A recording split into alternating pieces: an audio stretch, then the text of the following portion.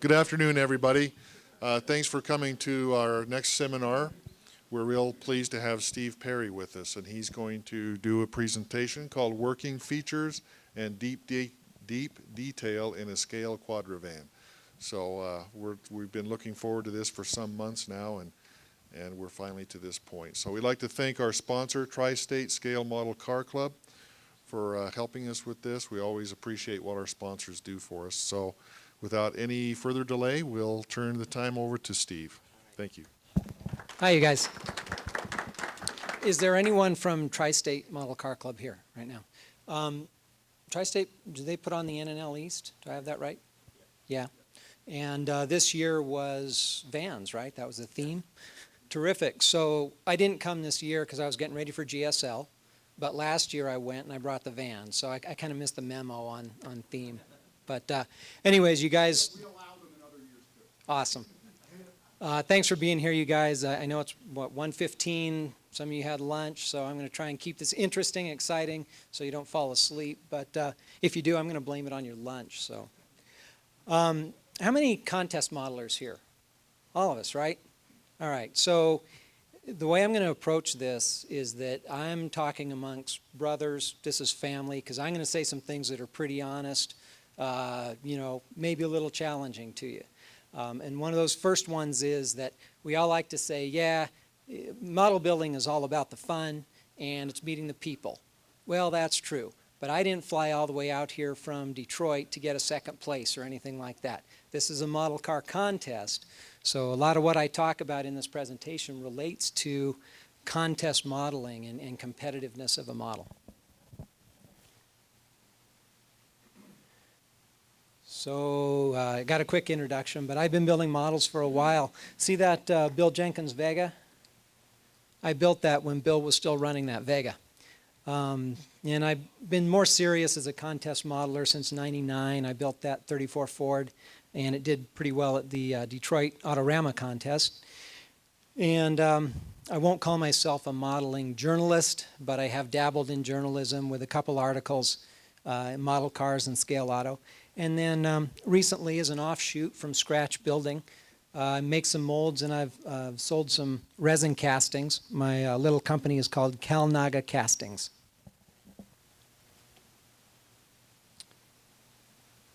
Okay. So what I'll present today is, first I'm going to start talking about vans themselves, and a genre that I call sport vans. Then the inspiration for this model, and then an overview of working features, why we make them and why use brass. Then we'll get into what I would consider the meat of the presentation that you probably came for, which is the working features and the detail. And we'll finish up with some of the paints and weathering techniques and other information on the model. Okay, the van era. It's funny to have a van in a model car contest because I get comments about shag carpet all the time. Hey, a van, where's the shag carpet? Or, hey, it's disco time. Yeah. So, but I want to talk about that the van era actually had a lot of different stages, starting off with the surfer vans in the 60s, and they were very practical, right? You could store your surfboard, you could sleep at the beach inside the van, you could put on your wetsuit without getting a ticket. So, surfers used the vans, and then they kind of evolved into the hippie vans and got a little more decorative. I like this shot here with the wood on the side of the van, and you can kind of hear the John Denver and the Seals and Crofts music coming out of it. Very organic. And then finally, the disco era, and there's your shag carpet. And these two pictures here are interesting. They're actually from Dodge magazine advertisements.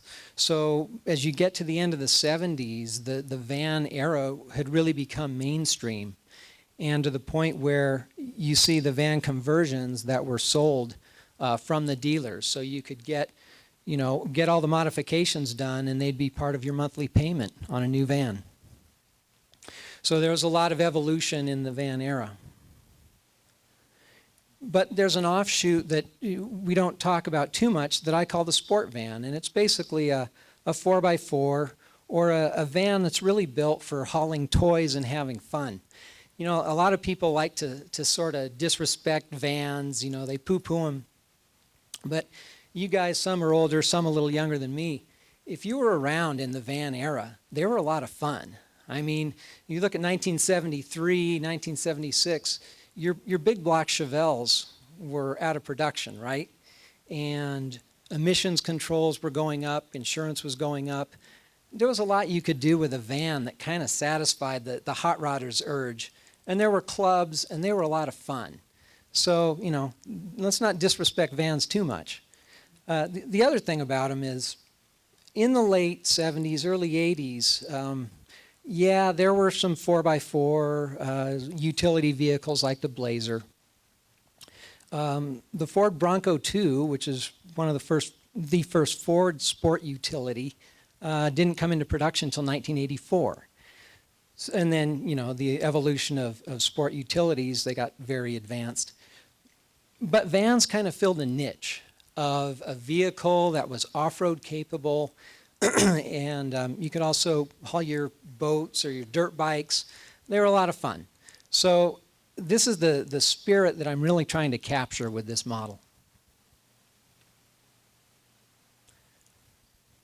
Okay. So there's a company called Pathfinder Corporation. It's actually Pathfinder Equipment Corporation. And they did 4x4 van conversions from 77 through 89. They were commercial grade. Many were purchased by utility companies or oil field operators, and they did off-road duty, Colorado and the deserts.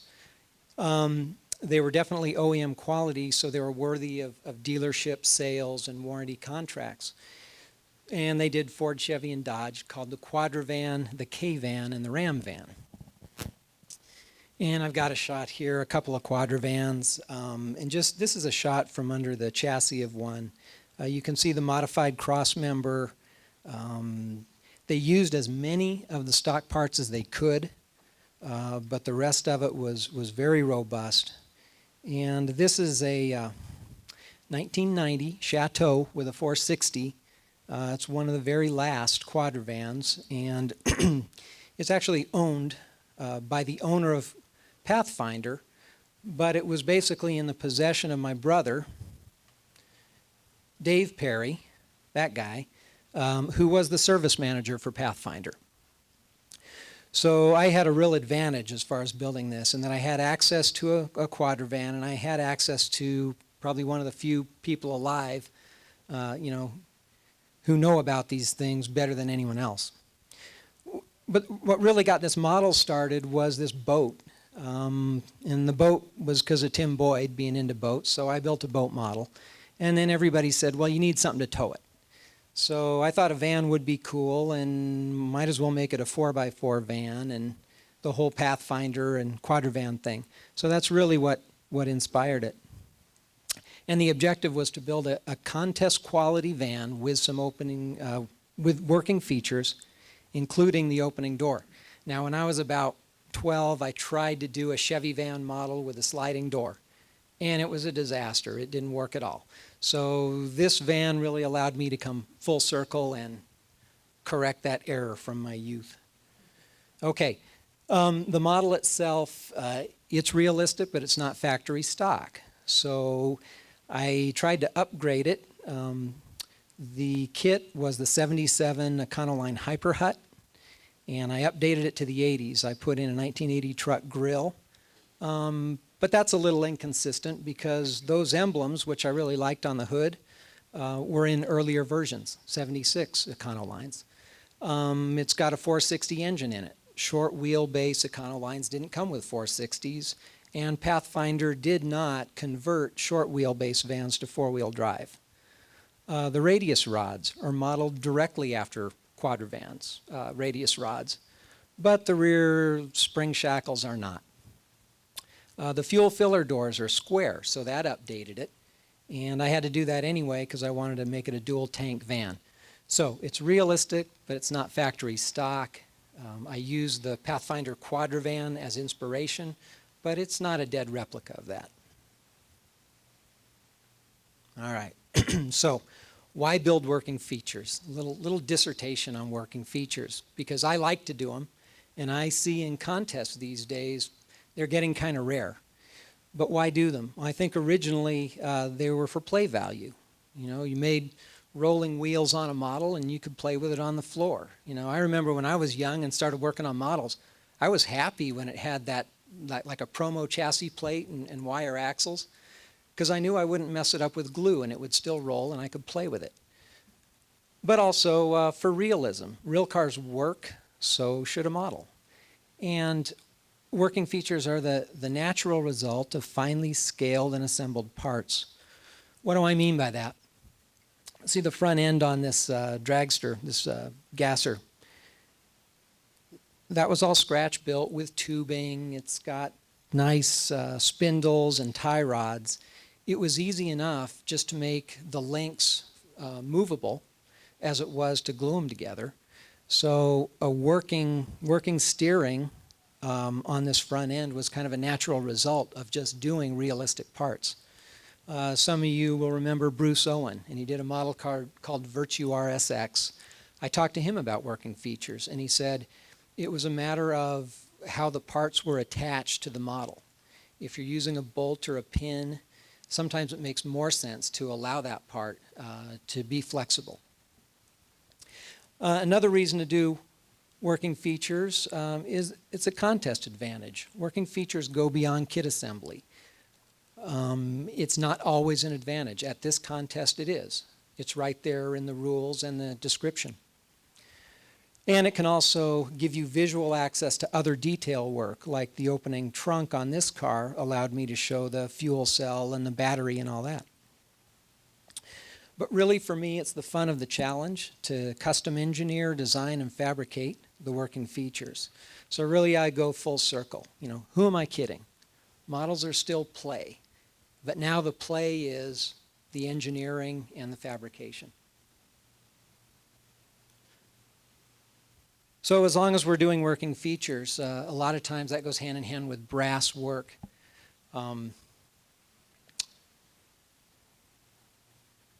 Greg and Mark did a great presentation yesterday on brass, and I'm not going to overdo that. But I like it because it is soft and workable. It cuts easily, even with scissors. It maintains its shape. As opposed to styrene, you can heat it up and bend it. But I struggle with that because styrene just seems to want to come back to where it was originally. Like, I don't like trying to do roll bars out of styrene rod. I would much rather use brass because it stays in place. It does work harden, but it can be annealed by quenching. You heat it up and then quench it. And it sands and polishes great.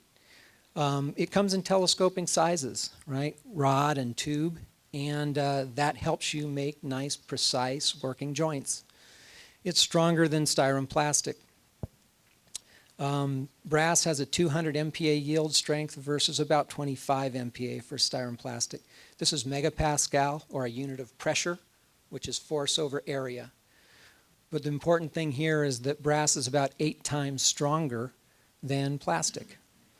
So you have scale strength for working features like hinges and suspension. You know, if you do a working suspension and you want to be able to demonstrate it, you know, by pushing down on the car, you got to be really careful because you could just break all the pieces if they're made out of plastic. So strength is really important when it comes to working features, and brass has that strength, but it's also very workable. And soldering isn't the only way to put it together. Okay, I've done a little matrix here of brass connections laid out by these attributes for strength, the permanence of the joint, the speed of assembly, and adjustment time. So soldered joints are very strong and permanent. It takes a while, though, to get a joint set up before you solder. And it can be adjusted, but that sort of feeds into speed of assembly. CA glue, not as strong, but it's very permanent. It's quick, maybe too quick, so you don't get the adjustment. Epoxy, kind of a middle-of-the-road compromise. If you can't use heat, but you need some working time, epoxy is probably a good way to go if you're attaching brass to plastic. The good thing about epoxy is you do have nice working time. There are white glues. They're not very strong or permanent, and they take a little bit of time to set, but they're great for adjustment, and I really like white glue for pre-assembly and trials. And then finally there's hybrid joints, and that's where you might have, say, CA glue plus a styrene liquid cement, and I've done that, say, repairing a broken axle. You can drill a hole, put a brass pin in it. You can use styrene cement, right, where the broken axle comes together, and then some CA glue where the brass pin goes in. So there are hybrid joints also possible. Okay, so let's get into working features. A lot has been said about how to hinge doors, and there have been plenty of articles on that, and I still see plenty of articles that use a bent paper clip as a hinge. This technique I'm going to show you has the advantage in that it makes a very precise and accurate pivot line. There's nice action to it, and it can be disassembled. So the process is this. The first step, here's a blown up view. I hope you guys can see it.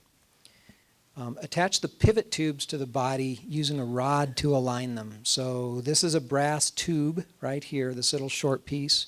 One on this side, one on this side. You put a piece of rod in between them so they're lined up.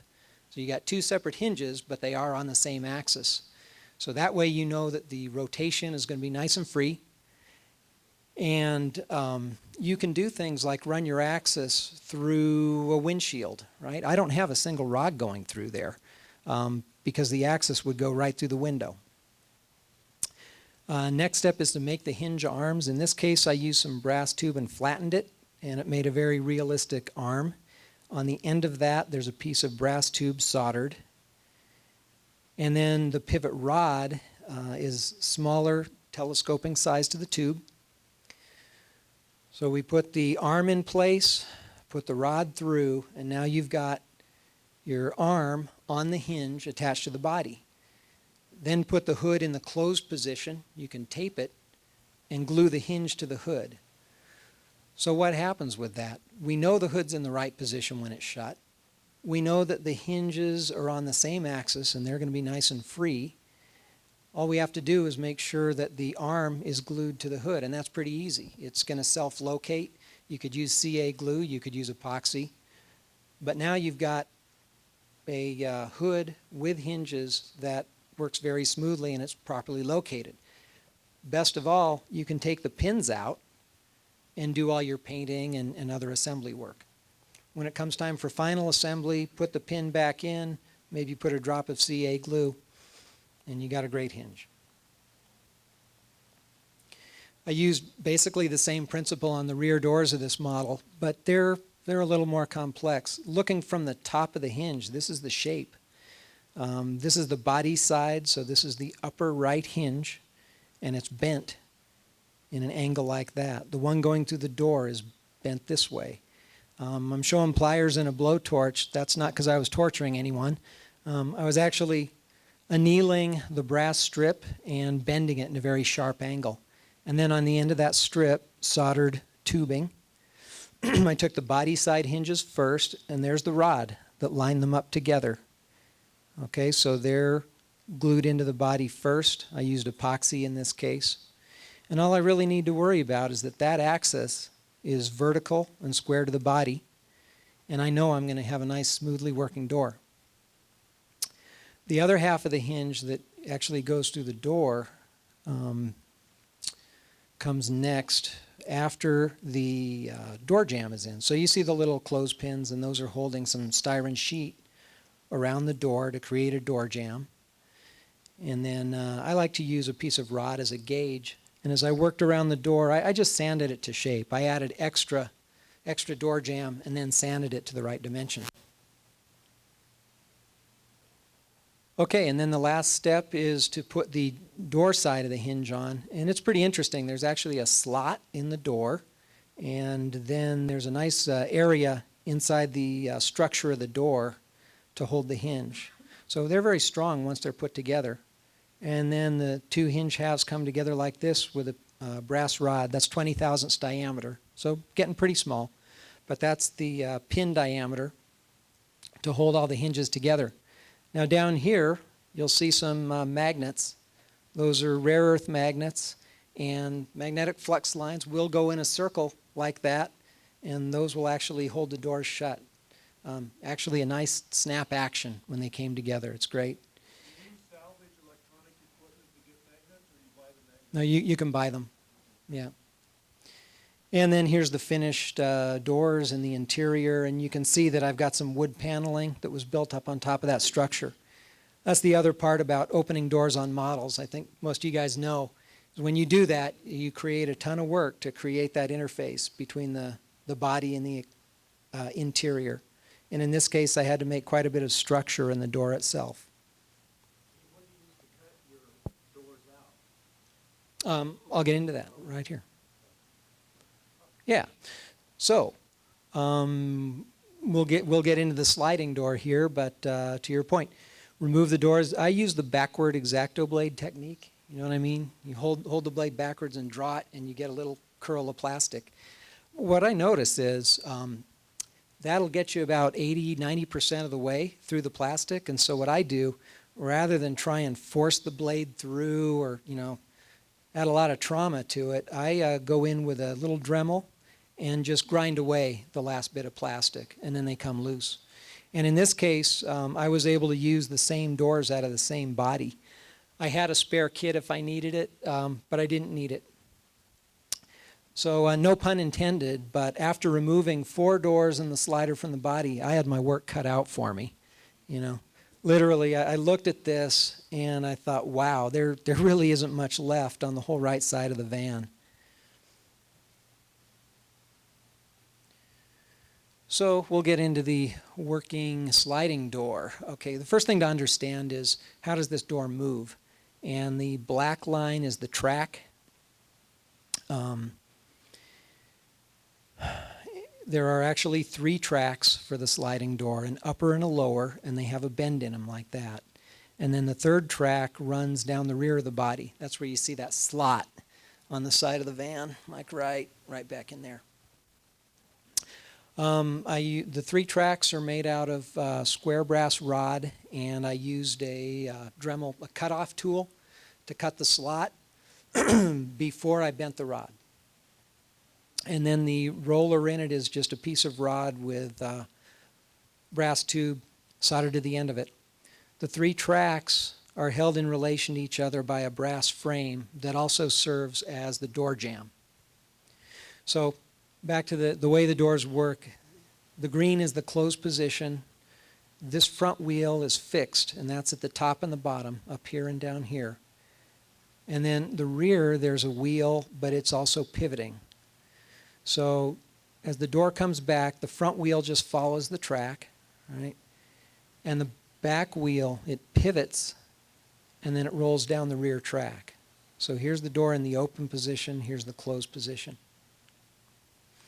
Where I was lucky on this project was the amount of bend I put in that, because the distance, how far in that bend comes, controls how far the front of the door is away from the body.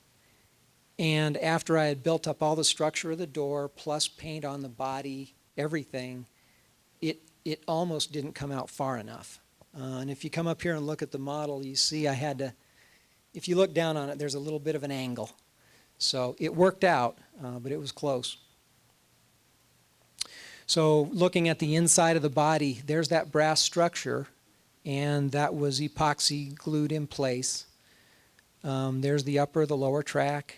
There's the rear track, and you can see the slot in the body that pivoting wheel rolls on. I also made the front door jamb, and this little tab was just to give me a nice surface area to glue the subframe into the body. And then there's wire that holds the front door. There's the body with the brass door jambs in place. This is what it looked like after the interior was finished. And there's the finished body with an open door. And the front doors, as I mentioned, there's wire soldered to that pad, and then the wire was formed with a loop that I could tighten or open, bend it up, bend it down, so that I could adjust the pivot points on the doors. In this case, the actual pivot is brass rod, CA glued to the inside of the door. Okay, our next working feature is working suspension. That was really all enabled by these springs. I had to modify the spring perches on the AMT frame. I wound my own springs. I don't like to use a ballpoint pen spring or anything that you might find, excuse me, find in a junkyard or a junk drawer. My belief is that for working suspension on a model, the springs have to be very, very light. That way you can push on it, you can activate the suspension without damaging anything. So you pretty much have to wind your own springs out of the finest wire you can get your hands on, that's still going to have enough spring and elasticity in it. The shocks are made from brass tube. They work. The U-joint, I call it semi-functional, meaning the U-joint actually pivots in one direction. That was a little bit unnecessary. I mean, there's not that much travel to where I really needed a working U-joint, but I did it anyway. The control arms attached to the axle, and they're just held in with pins going through a hole. I have a little piece of rubber tubing that looks like a bushing. And the other interesting part of this suspension is the tie rod, and this is prototypically accurate for the Econo line. There's a very long rod that comes down from the steering box to the right side, and there isn't a typical tie rod. The left side is actually driven off of that center rod. But all of those pivots are also working. The rear suspension is a leaf spring suspension. The leaves do not slide against each other. In fact, they were glued as a laminated assembly so that they would hold their proper shape. So it's kind of hard to see in this picture, but there's a pin for each eye, and then there's another pin here that holds the main leaf in a arc, and then the upper two links were glued in and held with clothespins. But the shackles do pivot, and that allows that leaf spring to flex a little bit. So there is working rear suspension. There are tube shocks. Those are also working. Here's the shackle I was telling you about. That's not really accurate for an Econo line, not even on a Quadravan. The shackle on a real Quadravan actually goes upwards. It's not in compression, it's in tension. The van is basically hanging from the spring. The other thing to notice here is that I've got some brass pins and they've been flattened on the end.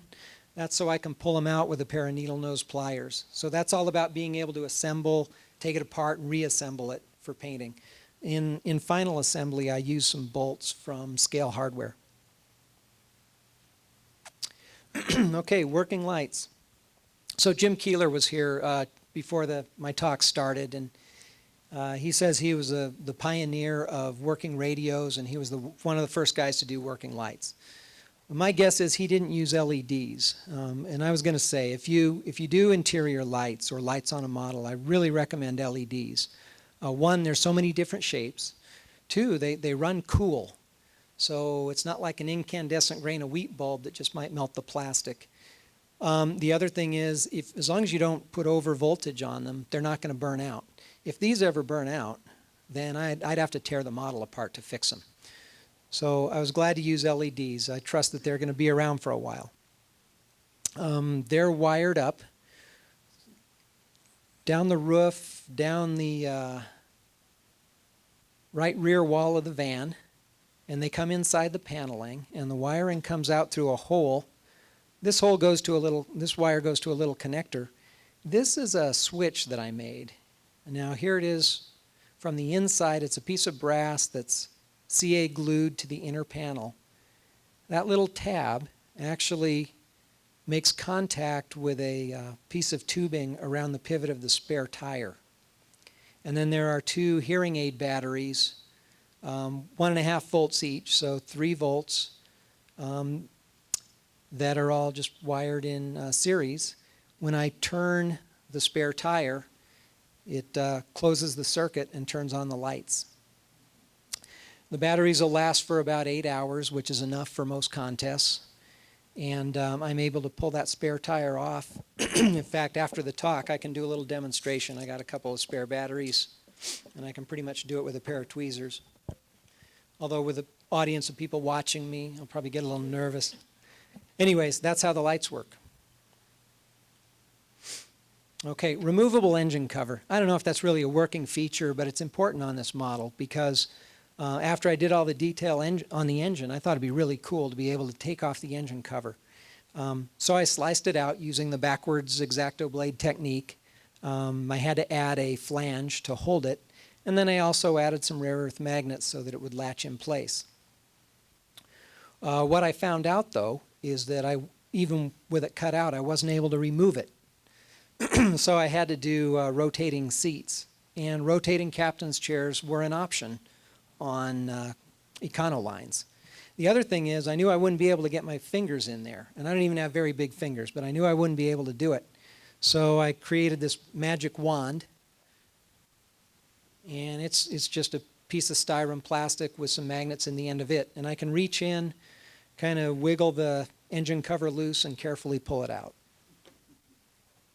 And it's kind of hard to see, but this is the mechanic's view of the engine, right? The seats are swiveled, there's the engine. And I'll say you learn a lot about packaging, how these trucks or cars are really engineered when you have to build a model and put all these pieces together, and you can see the different perspectives and relationships of how close these parts come. The swiveling seats are pretty straightforward. I used styrene tubing glued to the top of the seat, and then another larger size of tubing around glued to the seat base, and then just a ring to retain it also glued onto that blue rod. The only thing I can suggest here is it's kind of nice to have a light press fit. You don't want them to swivel too easily. You know, I want to be able to put the seats in position and have them stay there. So there they are facing forward, there they are facing backwards. A lot of people ask me how I did the texture of the fabric. That's actually molded in. So I did a light coat or a coat of light blue beneath, some dark blue on top, and just sanded it away. And then this flat light blue around the outside represents the 80s velour that was so popular. Excuse me. So getting into detailing in the interior, here's some paneling that's available from Scale Equipment Limited. That's a decal. This is kind of a cool van feature, the overhead console. I scratch built these aircraft reading lights. It's got a CB, of course, and it's got a graphic equalizer. That's a Detail Master photo etch part. The doors are trimmed pretty much OEM style, although you will notice the switches for the power locks and power windows. There's the scratch-built roof console. There's our seats again. And this was kind of fun, the interior graphics. I thought this was important to kind of set the era and the tone of the van. These guys, the Fabulous Furry Freak Brothers, this was an underground comic book back in the 70s. That's Freewheelin' Franklin and Fat Freddy and Phineas, and these guys were hippies. So this is really the only reference to the hippie era. But I felt that it was possible that the owner would have had that sticker and put it on the dash and just left it there, you know, for sentimental reasons. And then I also did these posters that you see in the interior. These were all completely fictional. I just made it up.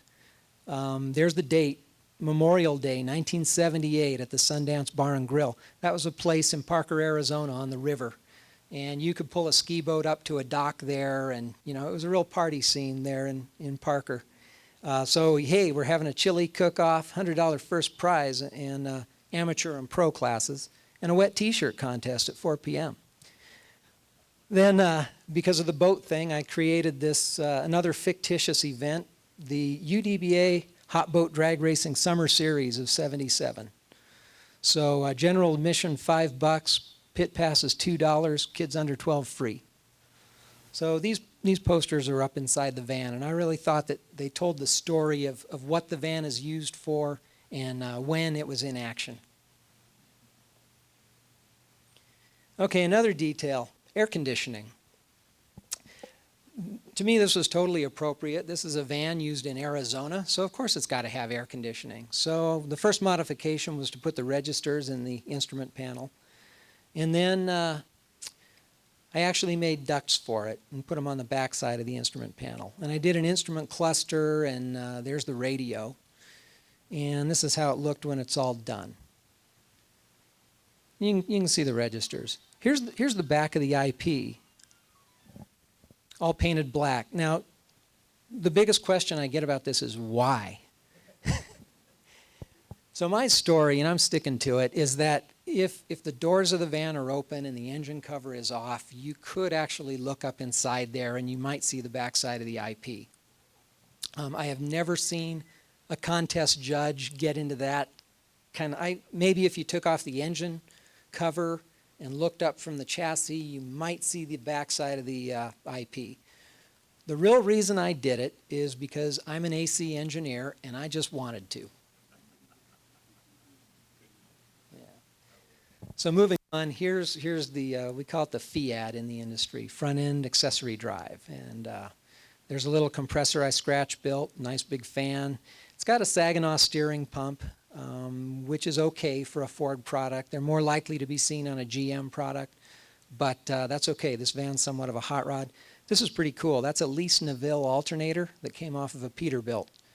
But I thought it was totally appropriate for a van doing RV duty.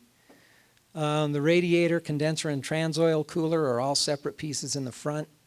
And I made a fan shroud from vacuum forming. There's my little wood buck. And what I'm after here is to fill up that engine compartment so that it's realistic, like an OEM product.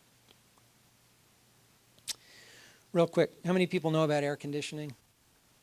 Okay, some don't. I'll make this quick. You got your compressor, condenser, air conditioning unit. This is usually inside the interior, though there are some cars where it's in the engine compartment. A good model for that is the 72 Monte Carlo. You can see the evaporator in the engine compartment.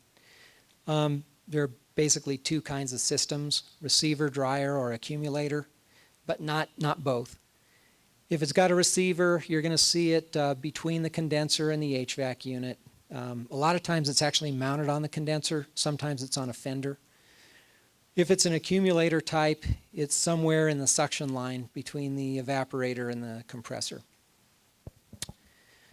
So for your suction line, they're typically 1-inch OD hose, so you can use 40 thousandths in scale. Liquid lines are a 1/2-inch OD, so use 20 thousandths, and your discharge lines are 5/8, use 0.025. That's just a rule of thumb. As far as what kind of system your vehicle should have, do research, but in general, accumulators were used from the mid-70s to late 90s, and then receivers were used before and after. Does anyone want to know how that happened? We used receivers before accumulators, then we went to accumulators, and now we're back to receivers. Does anybody care? Okay, here's what it is. In the old days, compressors ran all the time. We didn't control the evaporator temperature by cycling the compressor. Instead, they ran all the time, and we used, I say we, the industry used a suction pressure regulator. It's called a POA valve. And if you look at this same 72 Monte Carlo kit, you'll see that POA valve. It's in full scale. They're about this long. They're about that big around. And they are included in that kit. So before accumulators, the system didn't cycle. Then we went to accumulators and cycling systems. And now we've gone back to expansion valve systems, still cycling the compressor. And now for cost reasons, we've stuck with the receiver and expansion valve systems. The receiver is now part of the condenser assembly, and it's actually a cost save. All right, so here's the finished AC system. I'm just going to show you a little detail. There's the accumulator sitting down there, and the van model actually comes with a piece of the HVAC case right there. There's the radiator and the fan shroud. This is the liquid line. Now the liquid line running from the condenser back to the evaporator doesn't need to have rubber hose. So it's not flexible. In this case, it's all steel line. This little thing sticking up is the high side charge port. And you know why that's there? That's so that the guys in the factory that are making 50 of these things every hour don't have to bend over and hook up the charging equipment, right? They can just reach over and go like that. So for ergonomic reasons, that little stand pipe is put there. Costs about $1 a car, and it's so that a guy doesn't hurt his back when the car's being built. Yeah, mechanics like it too. All right, so the 4x4 conversion. We talked about working suspension. These are the finished shots, and you can see that they weathered pretty nicely. It looks pretty prototypically correct when it's all painted. The 4x4 front axle kit and the transfer case, new process transfer case, is available from Kalnaga Castings. To adapt this, the chassis has been modified for the spring perches. There they are. Have custom wound springs, working shocks, and semi-functional U-joints. Now what's a little bit not like a real Quadravan is that the drive shaft goes underneath the cross member. On a real Quadravan, there's spacers, and the cross member is lowered, and the drive shaft goes above it. But it all packaged okay. Okay, so here's the overall chassis. One thing that you don't see in this picture is the rear fuel tank, which I put in. I thought it should be a dual tank conversion. But other upgrades are the catalytic converter, right? Because I said I wanted it to be late 70s or even 1980. So I added a catalytic converter. And I put reasonable street weathering on it. I want it to represent a well-used but maintained van in its natural environment. Boat launch ramps, campgrounds, and the interstate highways. Some of the details include these U-bolts. That's just wire, but they go through some nuts from Scale Hardware. I also added brake lines. I just made the little block out of styrene square rod. Added some muffler clamps to the muffler. I've done a fair amount of photo etch work. This was one of the hardest things I did on the van. That just drove me crazy, making those little muffler clamp bolts, or the clamp itself, where you have to fold it into a U shape. Transcooler, I hooked it up with some hose. Now, normally the transcooler has metal lines that come out of the trans and go straight into the bottom of the radiator, because there's an internal cooler, liquid-to-liquid cooler inside the radiator. But I felt that the owner of this van would probably put in an aftermarket transcooler and just splice in some rubber hose. So I've got my metal OEM lines, and there's some aftermarket rubber hose going to the cooler. The engine is from Kalnaga Castings. It's actually a Ford 429 Cobra Jet, but that's the 335 series Ford engine, which can pose as a 460. And I felt it was perfectly reasonable that a hot rodder type might take a set of Cobra Jet valve covers and put them on a 460. There's no reason they couldn't. I did use gray ignition wires to give it a more OEM look. I put a Holley carb on it. No reason you couldn't or wouldn't do that. And you'll see some other interesting details, like the long automatic trans dipstick tube. Here's the oil filler. Here's the oil dipstick tube. Because on the vans, right, they bring those up so that they're easily accessible. And here it is all put together. Another thing about this engine compartment you'll see is there's a battery up here in the stock location and another one over here. I felt that a van that gets used for camping, where you might have your stereo on or using other 12-volt accessories, you might want a dual battery system. And there's no reason that they have to be the same kind of battery. So they are more modern side post types, but they're different. There's a die-hard, and then there's kind of a maintenance-free up there.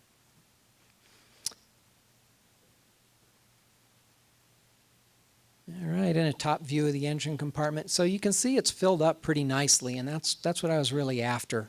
A lot of times on model cars, when you open up the hood, there's just a lot of space, and we all know that vehicles don't look that way. There's a bunch of junk in there, so I wanted to fill it up with a bunch of junk, but realistic.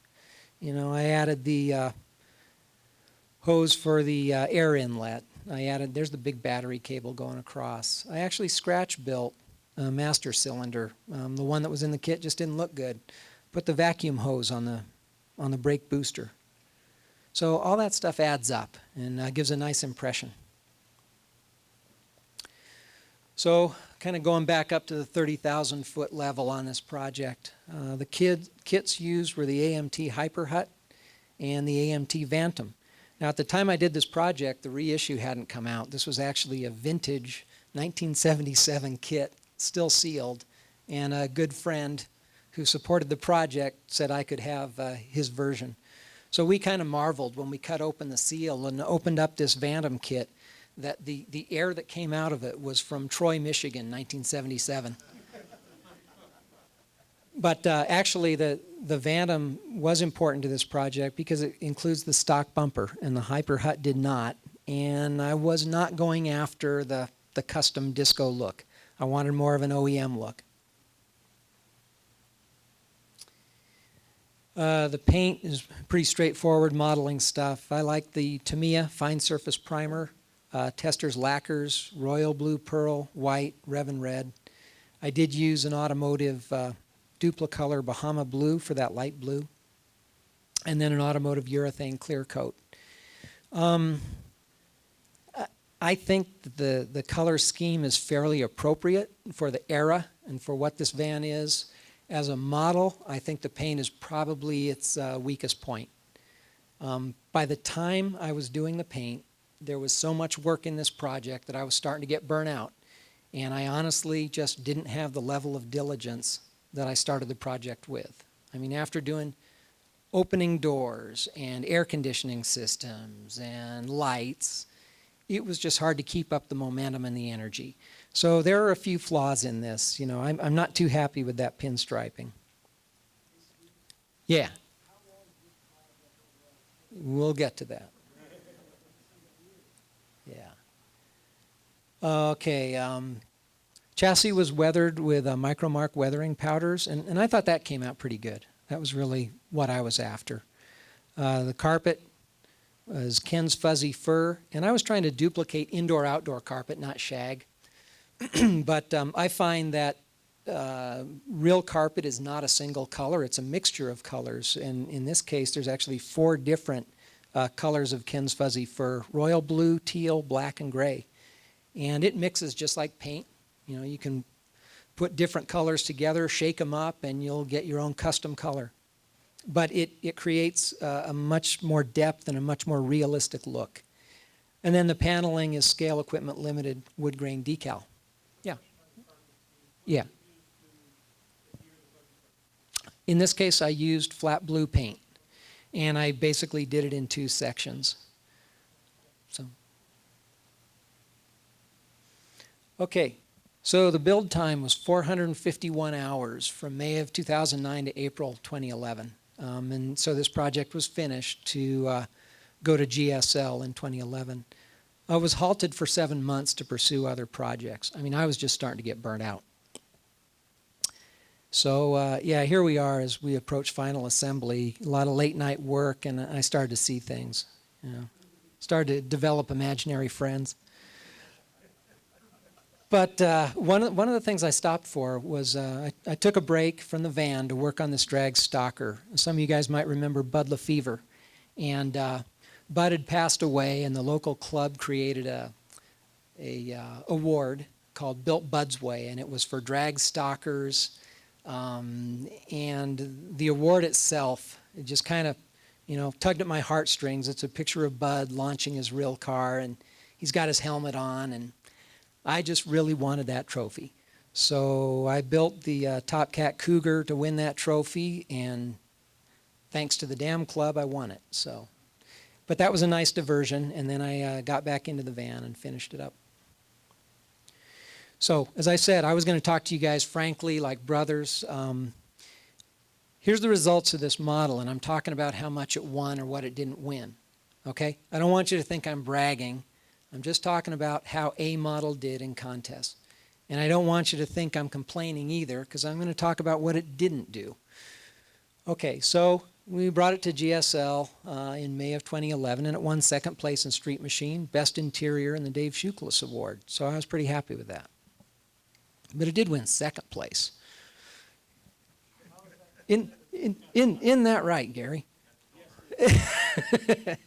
And it went to the Detroit Autorama, and it won first place in Street Machine, Detail, Best Interior, and Best in Show. So I can't complain about that. Took it to the Motor City Madness contest. This is a high level but local contest run by the Detroit Area Auto Modelers, or the DAM Club, and it won first place in Street Machine. And then it went to this year, Mid-Michigan Model Makers. That's an IPMS club, and it won Best in Class. It won an automotive class. It won an IPMS Gold, and it won Best in Show. This was really cool because they've been doing this show for 30 years, and this is only the second time that an automotive subject won Best in Show. So I was very happy with that. And they give out big trophies, too. So those are cool. But let's go back to this. So what beat it? What beat the Quadravan? Here's Gary's GSL 23 best-in-class street machine, this Volkswagen. If you look at the rules or criteria at GSL, this model really nails it. There's a lot of risk-taking here. There's a lot of great body work and excellent paint job. It's subtle, but it's excellent. It does have the opening doors.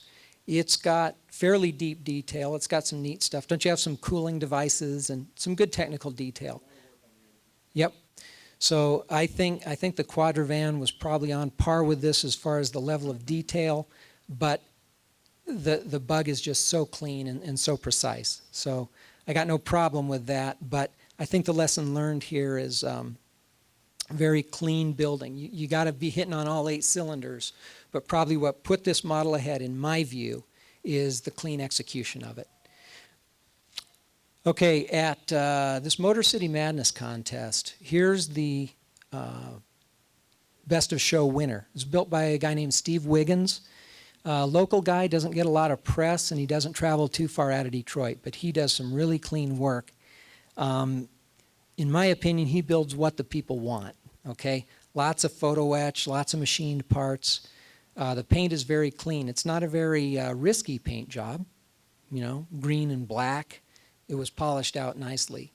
But this model won Best Engine, Best Interior, and Best Paint, so why wouldn't it win Best in Show? What's really interesting about it, though, is that it was also in Street Machine. So I think they threw me a bone and said, okay, you win Street Machine, but Wiggins Roadrunner is going to win Best in Show. Again, it's very clean. I think the other takeaway here is if you really want to win, paint them green. So. All right, and then NNL. So the Quadravan also went to the NNL Nationals in October of 2011, and I took it to the Motor City NNL East last year, even though it wasn't van theme. And I'm just going to sum it up and say it has nominal interest.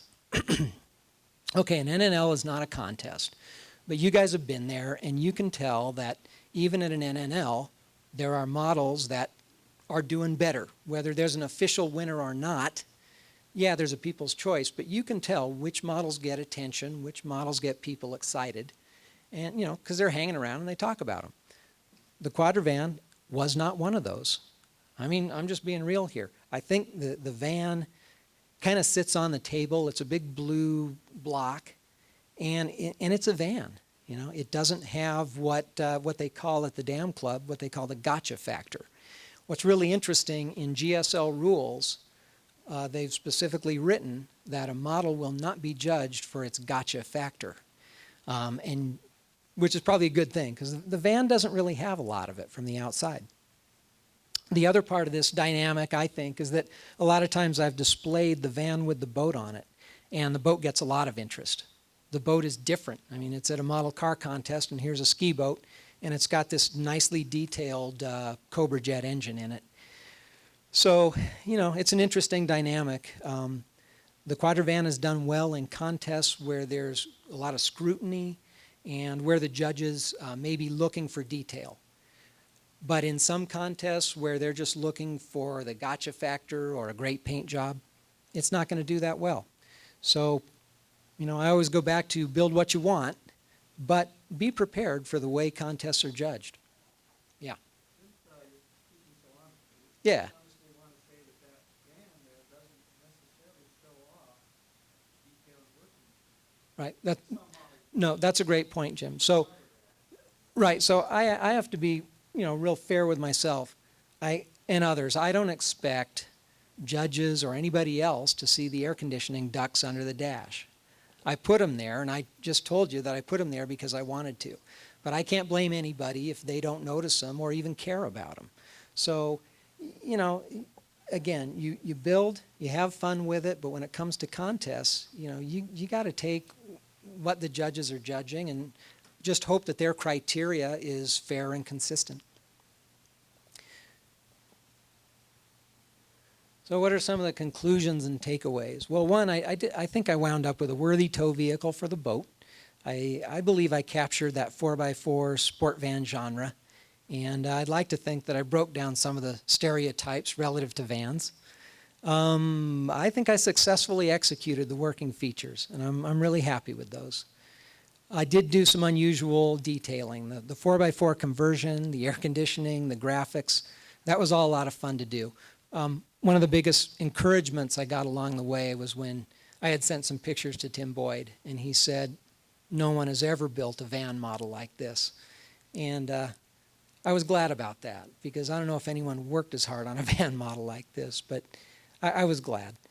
The unique street weathering, okay, it's not showroom shiny, but it's not an old rusted out Model T in the weeds either. I think I was kind of going down a new road there. And it was a competitive contest model. It did win several best ofs, and it did well at GSL and at IPMS. So the Quadravan is a model with deep detail and an extreme level of content. But what can we learn from that? Excess project scope can cause builder burnout. Content reaches a level of saturation where features are lost to casual observers. You can put all kinds of stuff into a model, and the more you put in, the more is likely to be lost. If someone was to ask me, what are you going to do next? I'm going to start building what I call single feature models, where maybe I'll focus on the engine, maybe I'll focus on the paint, maybe a working feature, but I'm not going to try and do it all. You know, I'm going to have fun with certain things, but I'm not going to try and do it all on one model. Content and features are not always rewarded in competition versus clean and shiny. Ultra-high content can contribute to a unique, one-of-a-kind exemplary model and provide a great sense of accomplishment. And that's really where I wound up with this. So I'm not bragging, I'm not complaining, I'm trying to share what I've learned about contest modeling. I've tried to share with you some of my techniques for working features and detailing. But I had a lot of fun with it, and thanks for listening to me. Any questions? Yeah. Your vent on the roof, is that Yeah. more for beginning, and then also does that operate? Yeah, it does. Yeah. Yeah, that was vacuum formed. The kit came with an injection molded clear part, and it was just really clunky. And I wanted it to be functional. So I actually had to make a brass frame for it. And then that was finished with alclad aluminum. And it actually closes out to the interior roof. So you guys can come on up, I guess, when we're done with questions. Come on up and check. But the roof vent is fully finished from the roof all the way down into the interior. And yeah, it opens. And those were some really finicky little hinges to build. In fact, that's one of the things that makes me most nervous is the vacuum-formed dome is CA glued to that brass hinge, and it's really likely to break off. So, anyway. Yeah. I am a wheel freak, and I'd like to know where you got those wheels, and would the 5-volt be prototypical on an aftermarket Great. Yeah, the wheels actually came right out of the Hyper Hut. You know, aluminum slot mags. I thought they were perfect for this thing. I've had some pictures of it online. There's a 4x4 model for them, and people have commented, well, you need to put 33-inch mutters on it. My feeling is, no, I don't. And the reason is, it's a street van. It's not supposed to be like that picture I showed you. It's not, for hauling butt off-road. It's for towing. But anyways, I thought those slot mags were perfect. No, the 5 lug would not be correct for the bigger vans. It would be okay for the short wheelbase, but not as a Pathfinder conversion. Yeah. Yeah.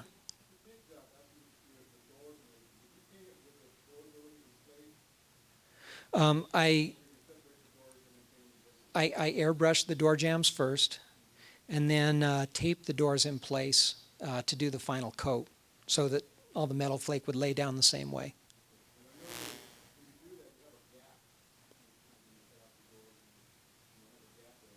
Right.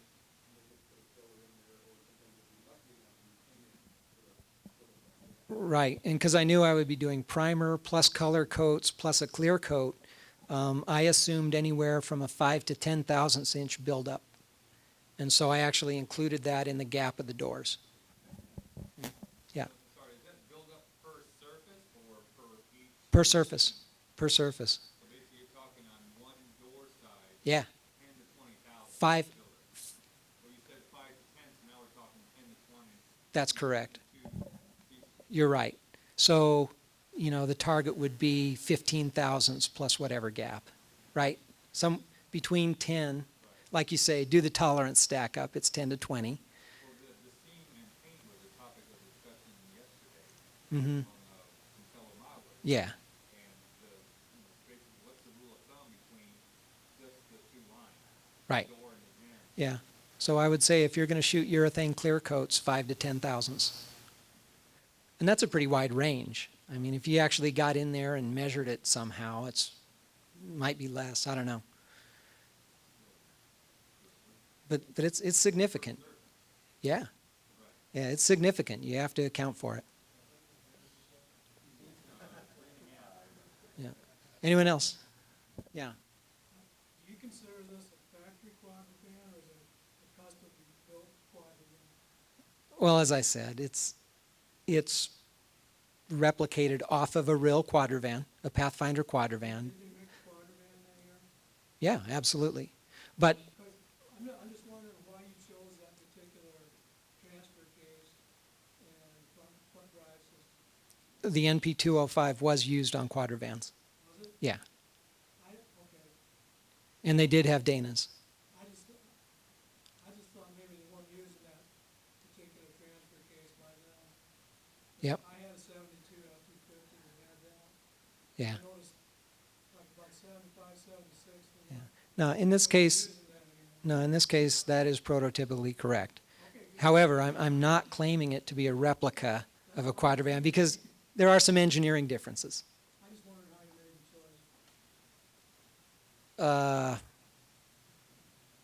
Because At GSL in 2007, at the swap meet, I got a monogram 4x4 F-150 for $1, and it had an NP205 in it. Yeah, so it wound up on this. I wasn't paying Yeah. any attention to vans, but I was at the 4x4 pickup. Yeah. So, yeah, and so Kalnaga Castings offers the MP205. We also offer a Borg Warner if you want to update. Some guy customizing the van, making his own, and putting whatever he Yep. wanted in there. But for sure, it's a hot rod. I mean, they didn't build short wheelbase econo lines with 460s either. And Pathfinder did not convert short wheelbase to Quadravans because the wheelbase was too short. The distance between the back of the transmission and the rear differential would create too steep of a U-joint angle. So they didn't convert short wheelbase vans. Yeah. They're available right now. You mean at the At the swap meet? No, no. Go online, though. I mean, we try and ship within a week. Yeah. If Gustafson has anything to do with it, it'll be available for free. So, yeah. No, I think it's going to be part of the documentation of this event, and I'm happy to share it. Yeah. So you're admitting you do some stuff the easy way. What do you mean? Why'd you use that? Because I had it. Because I had it.